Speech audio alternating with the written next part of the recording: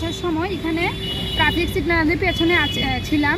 Traffic সিগন্যালটা মানে traffic সিগন্যালের মধ্যে আমরা দাঁড়িয়েছিলাম, উনি এসে বাইকটা ঢুকিয়ে দিয়েছে। আমরা যখন পাশ কাটতে লেগেছি উনি বলছেন যে ওনার গাড়িতে মানে লেগেছে,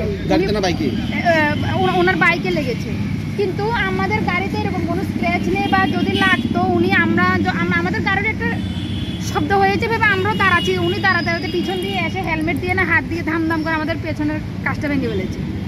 হ্যাঁ, তো আমাদের বক্তব্য হচ্ছে যদি তোমার যদি ক্ষতি হতো তুমি আমাদের সঙ্গে কথাবার্তা বলতে, তোমার যদি বাইকের ক্ষতি হতো, তোমার ক্ষতি হতো, তোমরা আমাদেরকে বললে আমরা এটা ব্যবস্থা করতাম। এটা তুমি এসে আমার এত বড় ক্ষতিটা যে করে দিলে, এটার কি ঘটনাটা?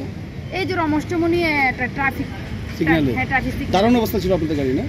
না, আমরা হ্যাঁ ট্রাফিকের এখানে উনি আমাদের আগে মানে উনিও বাইক পাস করছেন, আমরাও আসছি, উনি বলছেন ওনার বাইকে লেগেছে, কিন্তু ওনার বাইকেরও কোনো ক্ষতি হয়নি, আমার গাড়িরও কোনো সাইডে ক্ষতি হয়নি, ওনারও কোনো ক্ষতি হয়নি, কিন্তু উনি পেছন দিয়ে দৌড়ে এসে আমার কি নাম কার এখন এখানের মানুষের বক্তব্য যে ওনারা চিনতে পেরেছেন যে নাচের টিচার রত্নদীপ।